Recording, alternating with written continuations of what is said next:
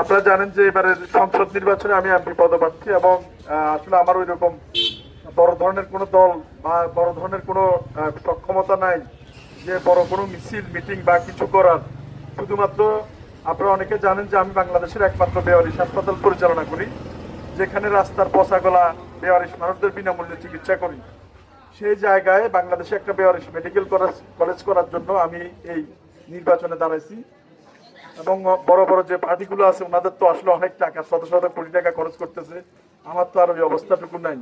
কিন্তু আপনারা যদি এইবারের নির্বাচনে আমাকে কলম মার্কায় একটা ভোট দেন, আমি আমার সর্বোচ্চটুকু দিয়ে ইমানদারিত্ব দিয়ে আমি আমার নির্বাচনী প্রতিশ্রুতিগুলি বাস্তবায়ন করব। যেমন দুটি অ্যাম্বুলেন্স, দুটি থানায়, কবিরাট থানা এবং কোম্পানিগঞ্জ, তারা ফ্রি চলাচল করবে এবং দুটি মেডিসিন স্টোর বিনামূল্যে আপনারা ওষুধ দিতে পারবেন। এগুলো আমার অতীতে করা আছে অলরেডি। চট্টগ্রামে আমার দুটি অ্যাম্বুলেন্স বিনামূল্যে লাস্ট টানে, ঠিক তেমনি এই নোয়াখালীতেও দুটি থাকবে। এবং আপনারা যাতে ক্যান্সারের আক্রান্ত যে সমস্ত পেশেন্ট আছে এবং কিডনি নষ্ট হয়ে গেছে, ওনাদের দায় দায়িত্ব আল্লাহ পাক আমাকে দেওয়ার তৌফিক দান করেন।